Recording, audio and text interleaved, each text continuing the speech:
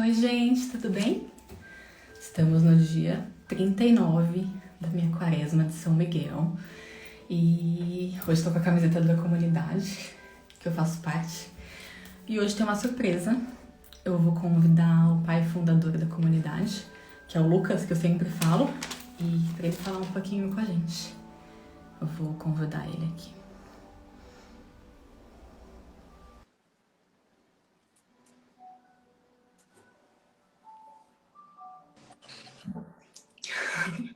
Oi. Oi. Tô morrendo de vergonha. Até eu tô. Eu já falei que eu ia te chamar, que hoje é dia 39 Nossa. e eu queria fazer com o Lucas, que ele foi muito importante para mim durante todo esse tempo. E através dele que eu conheci tudo isso, esse mundo novo que eu não conhecia nada. E através da doença do meu pai, e a comunidade me ajudaram muito. E hoje eu faço parte, né? Eu queria que ele falasse um pouquinho, porque no começo, quando eu conheci ele, eu enchi ele de perguntas, né? Queria que ele me contasse tudo, daí eu ficava empolgada. E ele, nossa, tudo que ele fez pelo meu pai, que eu já falei, a gente entrava nos vídeos, meu pai no hospital, ele cantava, rezava, né, por ele. E fazem 2 anos, né? Vai fazer 2 anos. E aí eu deixei pro final. Mas antes de começar, eu queria falar que eu fiquei muito feliz com o resultado de tudo. O resultado, eu acho que foi um tempo que Jesus te aproximou mais dele no jeito de você conhecer mais, de você procurar mais.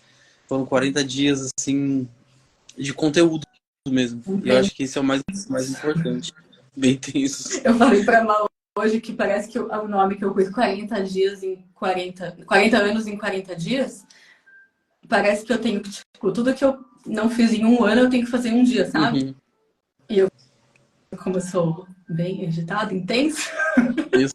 aí Bem como é isso. Aí eu ia falar pra você falar as coisas que, quando eu comecei, que eu sempre tinha curiosidade, assim, que eu procurava nos vídeos, sabe?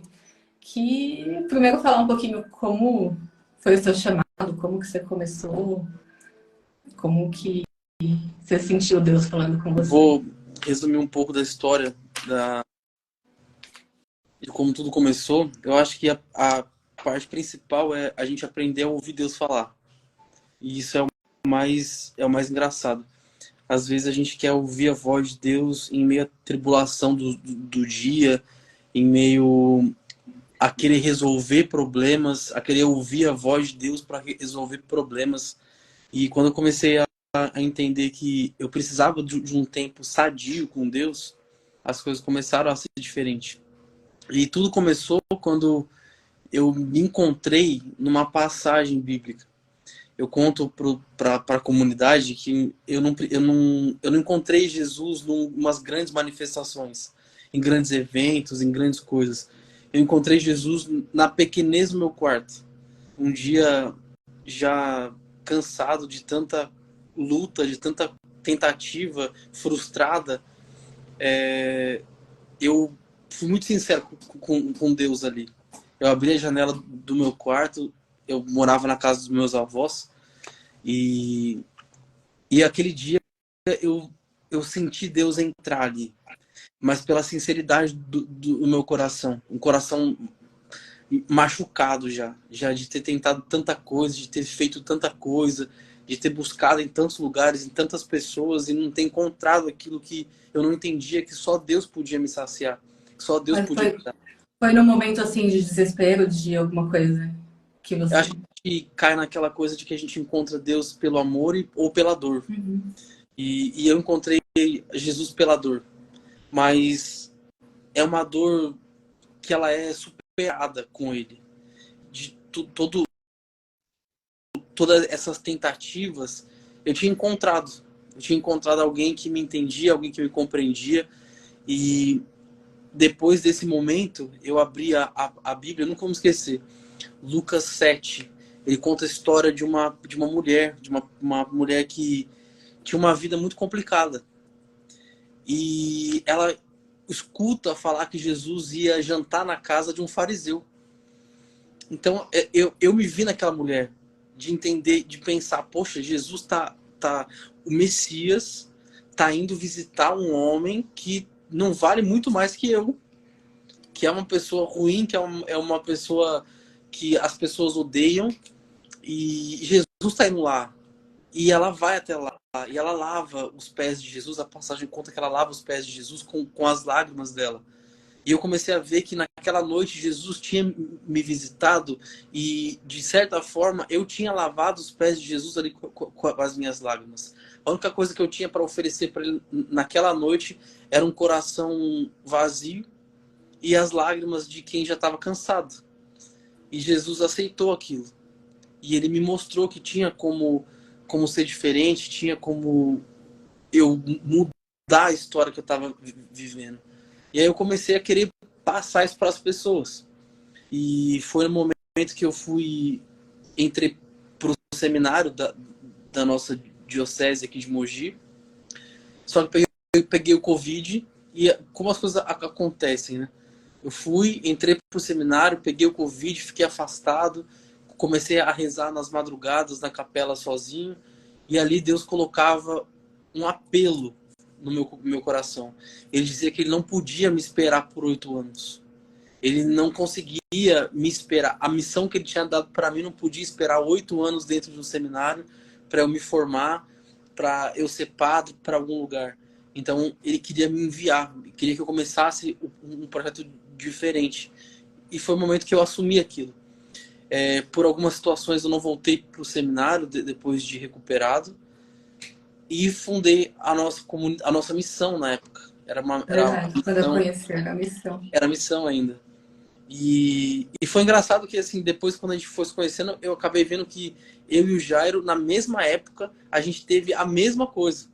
Covid, O Covid foi a trombose e foi a tudo, mesma né? coisa. Assim. E se eu não viesse para Guararema, né, eu não ia te conhecer e não... Uhum.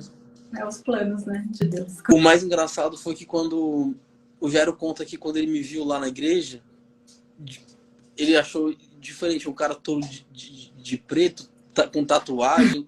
Eu vejo que a gente se identificou ali, porque quando eu olhava para a comunidade, eu queria pessoas iguais, assim. Eu falava, meu, eu preciso de pessoas assim. Sim.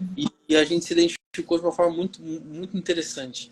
A gente até diz que hoje eu tenho muito orgulho de dizer isso, que eu ganhei um pai e uma mãe que cuidaram de mim. Uma mãe bem novinha, né? É. E o Jairo falou o nome ainda, né? Yon Kadoshi. Daí ele falava, é uma seita japonesa? Todo mundo de preto? Fala do nome. O que quer dizer? Yon Kadoshi, a gente pesquisou muito esse nome. E dentro de um livro, no seminário, eu sempre gostei muito dessa parte de arte sacra. Sempre gostei muito de arte. E encontrei numa pia batismal, uma das primeiras pias batismais dos primeiros séculos, o nome Yon Kadoshi. E comecei a procurar. E as referências naquela época, o Yon Kadoshi era uma continuação de uma frase. Então a frase inteira era o dia santo, que era o Yon Kadoshi, para aqueles que serão consagrados. Então eu achei incrível isso. E o que eu queria levar para as pessoas era justamente isso. Era um dia santo. Porque a gente sabia da realidade, da onde a gente estava, a gente sabia os desafios que a gente ia enfrentar. E eu ainda enfrentei um desafio muito grande, que depois que eu comecei com a comunidade, a nossa igreja, a nossa cidade, eles duvidavam do que eu tinha para oferecer, pela pessoa que eu já tinha sido. A igreja passou por um processo muito complicado de não acreditar mais nas vocações, de não acreditar mais nas conversões. E isso foi muito complicado. O jovem que entrava para a igreja batia de frente com isso. Eram dúvidas, eram pessoas que estavam à frente de um processo de pastorais, pessoas que esfriaram. E os jovens estavam entrando para essas pastorais e eles não conseguiam esquentar, eles não conseguiam conhecer a Deus, porque os líderes que estavam à frente estavam frios. E não não digo nem não, incentivavam, né? Não acreditavam e em isso foi você. complicado no começo para mim, porque de certa forma a gente quer o apoio das pessoas. A gente não consegue fazer nada sem o apoio das pessoas, dos padres, enfim. E o da E sua família, você teve o apoio da sua família no no começo? começo não. No começo, na verdade, acho que o único apoio assim que eu tive foi de quem já fazia parte da missão. Que na época era a Aline, Débora, Bruno, Nicole, Vinícius, Aline. Eram duas Alines, né? Eram mais esses mesmo, que eram jovens na época sedentos, assim, que queriam algo diferente, que queriam viver algo diferente, que queriam experimentar mais de Deus. E eu sempre dizia para eles, aqui dentro é o lugar de vocês terem experiência com Deus e não conhecer a Deus pelo que as pessoas falam dele. A gente precisava, naqueles cenáculos, nas reuniões, nas orações que a gente tinha, a gente precisava experimentar de Deus. Para que outras pessoas pudessem experimentar depois, a gente tinha que ter experimentado lá. Sim. Mas poucas pessoas ficaram dessa época. E depois a gente recebeu eu digo que não é nem uma profecia, mas uma confirmação de um padre de Bauru que nós seríamos comunidade. E aí fizemos todo o processo. E aí você chegou. E missão e comunidade é diferente, né? É diferente, a comunidade é algo um pouco mais formal. A missão, a comunidade ela pode ter uma sede ou não, mas ambas, o foco principal é o serviço à igreja. Então, é o serviço à igreja, é o serviço às pastorais, auxiliar o nosso pároco, auxiliar o nosso bispo naquilo que eles necessitam. É mais o serviço mesmo, é o servir a Deus através de algo. E graças a Deus, hoje a gente tem aqui na nossa cidade, que é uma cidade pequena, né? Sim. Mas a gente tem a nossa pequena comunidade que está se tornando grande pelos eventos que a gente está conseguindo fazer. E é uma coisa que eu nem. É um mundo, eu falei, eu caí de paraquedas, assim, um mundo que eu. Porque eu sempre ia na igreja católica quando eu era pequena, mas eu nem sabia que existia comunidade, não sabia nada, assim. Então, eu falo que Deus me tirou e me colocou, assim, no meio, né? E são pessoas que eu vejo que se não fossem elas, para me amparar, né, para me levar. Porque eu ia precisar, né? Foi um momento bem difícil. E pessoas que eu nem conhecia, né? Então, aí que eu vejo o cuidado, né, de Deus com cada coisa. E hoje aconteceu algo muito, muito interessante. A gente foi para Aparecida e a gente entrou na fila da confissão e na fila que a gente estava, o povo estava demorando muito. E eu pulei para uma outra fila que nem tinha um padre. E do nada vem vindo um sacerdote. Quando ele se aproxima, eu vejo que é um bispo. E aí eu falei, meu Deus, eu vou me confessar com um bispo hoje. E aí Você ficou feliz ou com medo? Eu fiquei muito feliz, assim. E quando eu sentei para a confissão, eu falei assim, eu vou ser muito rápido porque o povo da fila deve estar doido. E quando eu sentei para a confissão, o bispo começou a me perguntar algumas coisas. E a gente começou a conversar, e eu falava para ele dos desejos do meu coração, aquilo que eu via para a igreja, aquilo que eu tinha vontade de fazer para a igreja. E ele me deu acho que uma aula de vida. A gente terminou a confissão, ele me absolveu, me deu a absolvição, e aí ele começou a falar, ele me deu uma missão nova. Ele me disse assim, olhe para os encarcerados, olhe para as pessoas que estão dentro de... A gente tem as pastorais carcerárias, mas a gente não tem ainda as pessoas que olhem com eles com cuidado, para que quando eles saiam de lá, eles tenham apoio. E a igreja precisa estar lá. Quando eles saiam da prisão. Da prisão. E aquilo para mim foi algo que é como se tivesse reativado um desejo do meu coração. Porque o primeiro projeto que eu escrevi para a comunidade foi o projeto carcerário. E era na Fundação Casa que a gente tinha aqui. Esse foi o primeiro projeto que eu escrevi para a comunidade. Era onde eu queria estar. E só que não foi para frente por algumas questões burocráticas na época. Não foi para frente a gente continuou fazendo os projetos que a gente conseguia. Mas hoje eu vejo que, mais uma vez, Deus começa a colocar o norte para onde a comunidade quer ir. E eu E fiquei ele muito mostra feliz. com todos, né? Às vezes você acha que não entendeu, né? Eu vou deixar pra Uhum. lá, mas dá um jeito de... Ele dá um jeito. E ainda o bispo me falou assim, para você ser feliz na sua vocação, como se ele tivesse falado, ele me pediu para propagar a devoção ao Sagrado Coração de Jesus. E eu fiquei muito feliz, assim, por isso, por essa conversa, E por por essa... ele E no final... confiar em você, né, pra falar isso. Porque você falou no começo que o primeiro padre, né, grupo não confiou em você, achava que... Você vê Eu como... achei muito incrível, muito incrível. E até no final da confissão, ele levantou e falou assim, posso te dar um abraço? Olha que honra.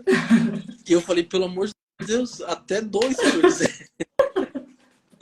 Que Ele me legal. deu um abraço, orou por mim e pediu para Deus para que essa bênção fosse estendida para toda a nossa comunidade. Que lindo. Eu fiquei muito, muito feliz, assim, acho que Você são nem gestos esperava, né? pequenos, não, são gestos muito pequenos de pessoas que estão à frente da igreja que fazem o nosso dia mais feliz, que fazem com que todas as renúncias que a gente faz, e a gente sabe que não são poucas, que essas renúncias valem a pena. A gente sabe que todo reconhecimento vem de Deus, mas é tão bom ter alguém que está à frente, ter alguém que olhe para a gente com carinho. Que valorize, né, tudo que você está fazendo. Foi muito bom. Que legal. Vou perguntar uma coisa que eu sempre fico fuçando para descobrir. Alguma experiência sobrenatural que você teve com Deus, assim, alguma experiência que te tocou, que você ficou impressionado? Eu acho que Deus, ele me mostrou, assim, muitas coisas sobrenaturais e divinas. Mas algo que eu tenho muito forte no meu coração foi uma das vezes que eu vi a cura de Deus. Deus curando através de nós que somos tão pequenos. Foram dois momentos. O primeiro, faz um ano, cerco de Jericó, que nós estávamos servindo na paróquia. E numa adoração da noite, da madrugada, a gente resolveu transmitir essa adoração. Até então, para mim, essa coisa de transmissão, eu achava que ninguém assistia. Só que eles ligaram o celular e o vídeo foi rolando. E naquele dia, Deus me mostrou algo muito surreal, um número. E eu fiquei pedindo para ele discernimento. Eu estava tocando, cantando e pedindo discernimento. Aí ele começou a me mostrar alguns detalhes. Ele me mostrava uma pessoa numa fila. E nessa fila tinha o número 128. Se eu não me engano, acho que era 128. E eu ficava perguntando para ele, mas quem é essa pessoa? O que ela está fazendo nessa fila? O que o senhor quer? E nesse dia ele me falou que essa pessoa, ela estava esperando um transplante de um órgão já fazia muito tempo. E ela já tinha desistido. Mas que naquela semana ela ia receber a ligação que o dia dela chegou. E por mais que o número dela fosse 128, a hora dela tinha chego. E aí eu falei, poxa, é uma transmissão, eu vou falar aquilo que Deus está me pedindo. Por mais que eu não acreditasse naquilo que isso ia chegar até alguém, porque as A gente às vezes tem medo de falar e não... Sim. Né? E sei lá, não acontecer e E ficar mal pra gente, né? E eu ficava naquela, não tem ninguém na igreja. Ele só pode estar falando isso para alguém que está na transmissão. E aí passou. Eu falei aquilo, a gente desligou a live. No dia seguinte, chega uma mensagem perguntando quem que era a pessoa que estava fazendo a oração, porque o celular ficava voltado para o Santíssimo. E a mulher contou a história dela. Que ela estava na fila já fazia 3 anos e meio que ela estava na fila e ela já tinha perdido as esperanças desse transplante, mas que naquele dia ela sabia que era com ela e o número dela era o 128. Nossa. Na mesma semana o hospital ligou e ela fez a cirurgia. Eu não sei mais, eu perdi o contato com ela, mas graças a Deus eu lembro que depois disso ela mandou dizendo que estava tudo bem, que ia vir visitar a paróquia, tudo. Mas essa foi uma experiência muito marcante, assim, para mim. Às De vezes você entender. pensa que ninguém estava assistindo, para que que você ia falar, né? Nossa, olha como. E eu era muito limitado. Eu falava, gente, é madrugada. Quem que vai assistir uma live de uma igreja do nada? Mas quem Mas, tem que assistir, vai, né? mas Dá um... Deus Deus dá um sabia. jeito. Deus, eu gosto muito de pensar numa coisa. Deus, ele nos vê. Isso é tão forte quando a gente entende que Deus nos vê, que Deus, ele tá vendo, ele tá acompanhando tudo. Eu acho que isso é tão forte, é tão profundo quando a gente entende isso. E a outra experiência que eu tive, que eu gostei muito de ver, de participar, foi quando um casal, eles foram, na verdade, esse dia foi o homem. Um homem foi curado do HIV. A gente sabe que é uma doença que não tem cura, mas naquele dia, naquela oração, a gente estava num acampamento na Canção Nova, ele sentiu o corpo dele queimando, queimando, queimando, queimando, e achando que era da doença, ele foi até o hospital. Quando ele fez os exames, o médico chama ele na sala, ele fala, doutor, tem que falar pro senhor, eu sou soro positivo. Ele fala, não, você não é, porque no seu exame não tem nada.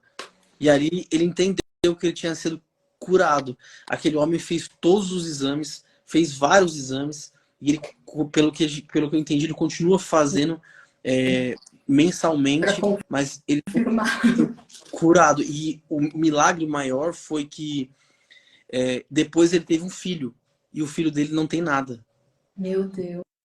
Foi algo muito E o sobrenatural. padre Assim. rezou por ele, talvez com essa intenção. O padre, ele estava passando com o Santíssimo, e eu lembro que ele colocou a mão nele, com o ostensório numa outra mão, e passou. Só que naquele momento, Jesus tocou nele. E aí, a fé que ele tinha foi suficiente para que ele fosse curado aquele Pela dia. fé dele, você acha também? Sim, Que é o que total, fala na Bíblia, né?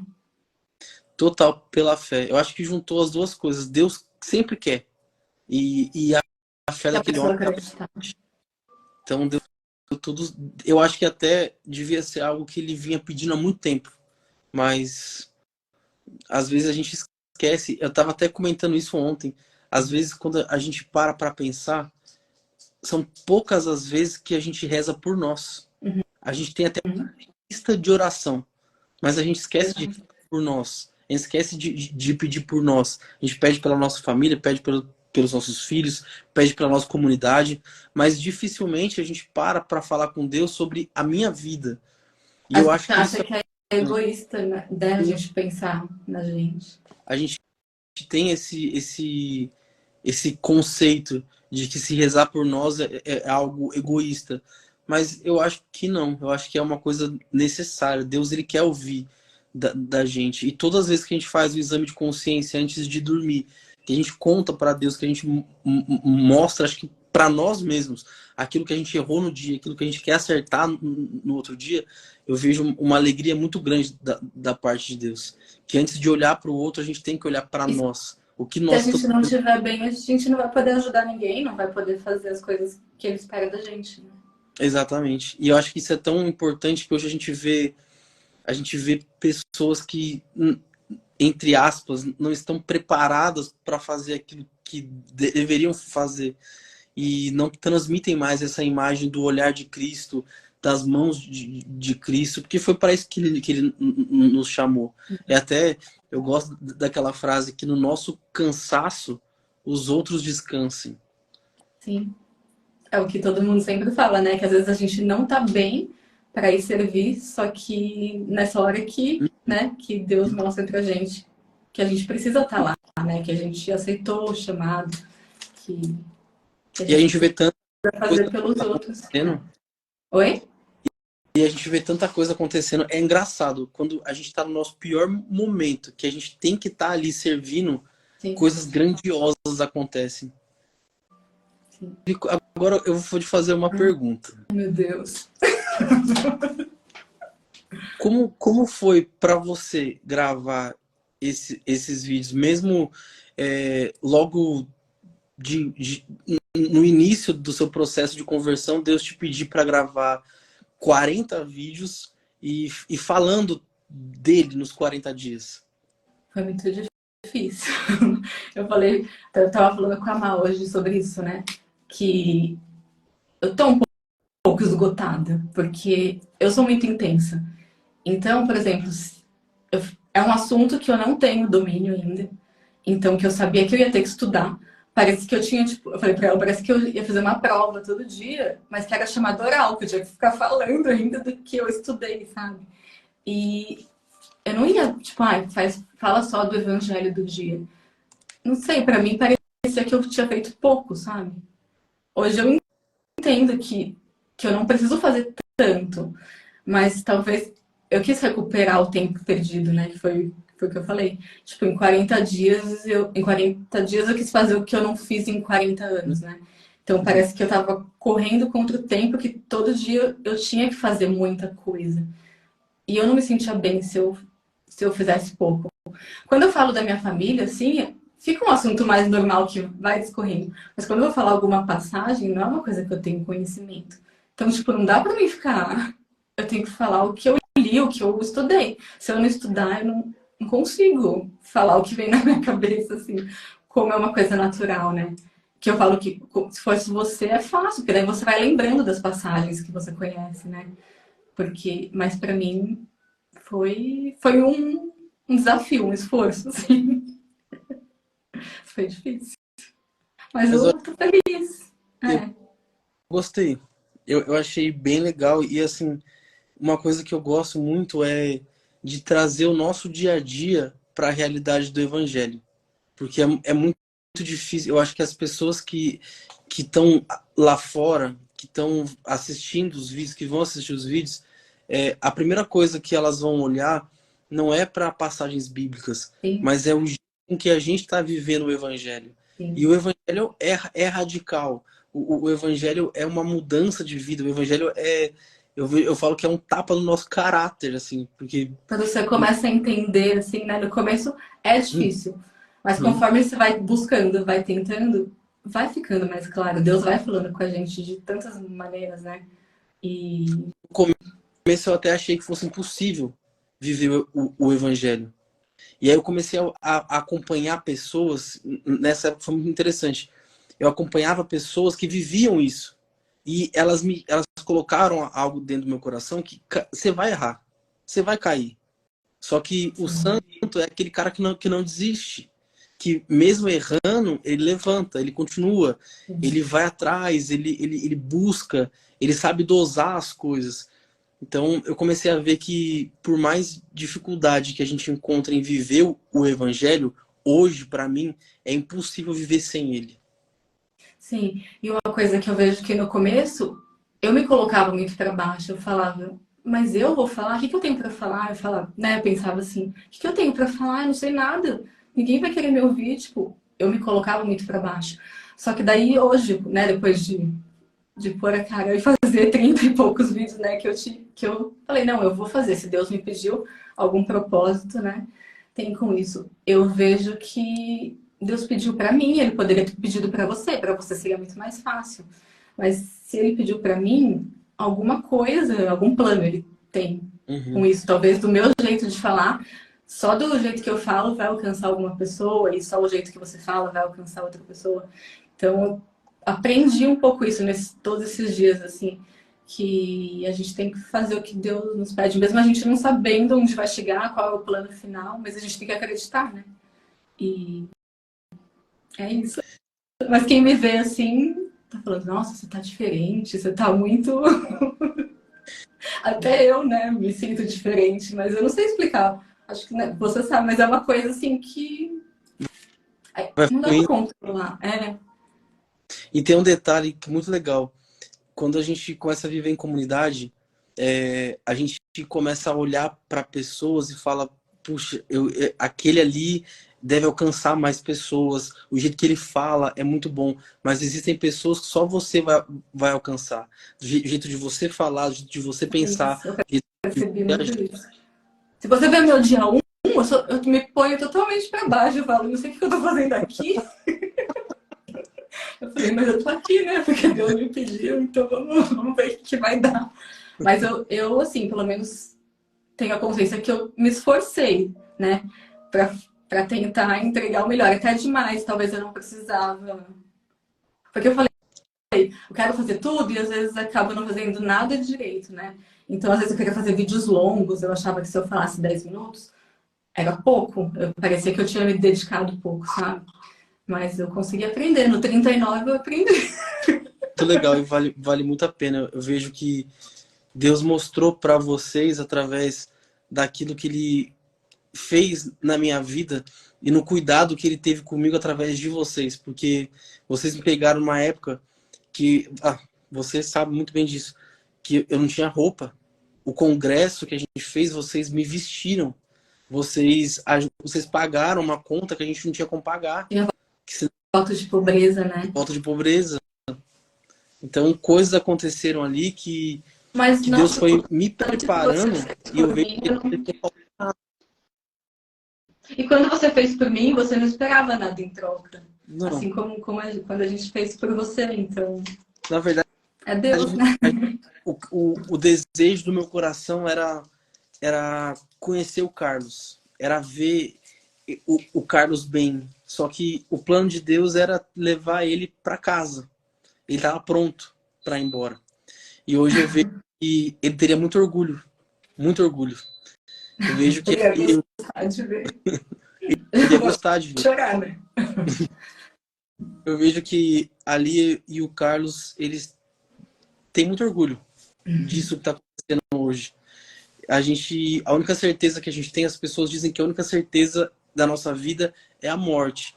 Eu digo que a única certeza que a gente tem depois que a gente conhece Jesus é a esperança da vida eterna. E a gente sabe hoje que o Carlos, ele foi para uma missão muito maior do ladinho de Deus, mas que ele não deixa de acompanhar. Ele não deixa de ver tudo que está acontecendo, não E deixa ele me de... deixou tão amparada assim que eu não tenho nem, né? Porque foi através dele, né, que eu conheci vocês. Hum, Então, eu penso que mesmo ele tendo, né, que chegou a hora dele, Deus já preparou tudo. E ele esperou o tempo que foi preciso, né? Meu pai. Não tem. Deus sabe de todas as coisas, mas eu vejo que naquela UTI a gente aprendeu muito com um homem que batalhou até o final. Muitos dias. Batalhou para deixar, eu acho que para deixar um consolo dentro do coração de vocês. Essa capela aí, para mim, ela tem um sentido tão profundo que uma vez, eu vou contar isso aqui. Eu estava com um problema na comunidade e eu não sabia mais como resolver. Algo que há muito tempo eu achava que estava dando murro em ponto de faca. E eu cheguei aí e conversei com o Jairo, conversei com você e falei, eu vou na capela. Acho que a Lia estava aí ainda. E aí eu cheguei na capela e eu falei assim, eu comecei a rezar e quando eu olhei para a foto aí atrás, eu falei para ele assim, eu falei, Carlos, o que você faria se fosse eu? Porque eu vejo que por tudo que vocês contam, por todas as histórias que a Lia conta, ele foi um grande pai. E eu, nessa situação de pai fundador, eu precisava ser pai. Sim, é verdade. E nesse dia eu rezei e fiquei aí e perguntei isso para ele. E Deus me respondeu. Que quando eu lembro que eu estava muito nervoso ainda. Quando eu saí da capela, quando eu desci, as coisas já estavam bem mais claras e o mais engraçado, elas foram resolvidas da forma com que a inspiração que eu tive dentro da capela me revelou. Eu vejo que Deus me revelou através disso. Então essa capela para mim tem um significado muito especial. E você estava aqui durante, né, a construção dela todinha, né? Lembra? A gente não sabia se ia fazer gruta, capela, mas fiquei muito feliz de fazer essa capela, de ter o nome dele. Eu acho que ele, no lugar que ele mais amava. Sim. Eu vejo que a sua mãe e seu pai tiveram tanto cuidado com esse lugar que virou um lugar tão bom de se estar, de encontrar Jesus aí. Em cada cantinho a gente encontra um pedacinho de Jesus aí. Bom, fico feliz. Acho que é isso. É isso? Vamos fazer Quero que você faça uma oração, você vai fazer hoje. Vídeo. Pra não ficar Em nome longo. do Filho e do Espírito. Amém. Espírito Santo, eu quero te agradecer por todas as pessoas que foram alcançadas por esses vídeos, por todas as pessoas que participaram desses vídeos e por toda a estrutura que o Senhor deu para Mari, para que ela pudesse cumprir essa missão que o Senhor deu para ela. Eu quero te agradecer por esse lugar onde ela está gravando. Quero te agradecer pela vida do Carlos, pela vida da Lia, por tudo aquilo que eles construíram, por toda a família com que eles educaram, por todos os filhos, netos, por todas as pessoas que direta e indiretamente fazem parte da vida da Mari e de toda essa escolha que ela fez por Jesus. Eu quero te agradecer, Senhor, porque por tantas vezes, através da vida dela, através do servir dela, através de muitas vezes das conversas com que nós tivemos, o Senhor me revelou coisas. E nos momentos de mais necessidade, espirituais, físicas, o Senhor colocou ela, Jairo, no meu caminho para que nada me faltasse. Muito obrigado, Jesus. Eu quero te agradecer também por todas as pessoas que vão assistir esses vídeos, para que eles possam ser tocados por isso, para que outras pessoas recebam essas palavras e que isso não termine aqui, que o Senhor dê uma continuidade nesse trabalho missionário que começou agora. Nós sabemos que o nosso maior campo missionário hoje é a internet. Então que o Senhor toque, que o Senhor alavanque, que o Senhor leve até mais pessoas todos esses vídeos, todas as palavras, tudo que foi compartilhado aqui, que as pessoas, através do nosso dia a dia, do nosso servir, da nossa dedicação a Deus, elas te conheçam mais, elas sejam impactadas pelas palavras e por tudo aquilo que nós queremos ser. Eu quero te pedir, Senhor Jesus, que mais pessoas possam se inspirar nesse projeto. E assim como a Mari disse, que o Senhor prepara, o Senhor pede, mas o Senhor prepara, o Senhor ajuda. Que mais pessoas também possam ser impactadas por esses vídeos, ser impactadas por essa proposta que o Senhor fez e por tudo aquilo que o Senhor tem para revelar. Eu quero colocar nos seus pés também, Senhor Jesus, aproveitando esse vídeo, todas as questões que estão sendo votadas em congresso sobre vidas, sobre o aborto, que o Senhor toque no coração dos nossos ministros, que o Senhor toque no coração de toda a nação brasileira, para que isso não venha a ser efetivado, que o aborto, que essa matança, que esse genocídio não venha a ser aceito pelo nosso país. Tudo isso nós te pedimos pela intercessão da bem-aventurada Virgem Maria, do nosso baluarte, São Maximiliano Kolbe, São Francisco de Assis. Posso rezar uma Ave Maria? Lógico. Ave Maria, cheia de graça, o Senhor é convosco. Bendita sois vós entre as mulheres, e bendito é o fruto do vosso ventre, Jesus. Santa Maria, Mãe de Deus, rogai por nós, os pecadores, agora e na hora de nossa morte. Amém. Só tenho a pedir para Deus que Ele te abençoe cada dia mais, que Ele te capacite cada dia mais para que você continue esse trabalho missionário, para que você continue pertinho da nossa comunidade, cada dia mais alcançando essas propostas que Deus tem te feito, tudo isso que Ele tem colocado nas suas mãos e todas as pessoas que vão ser alcançadas por você.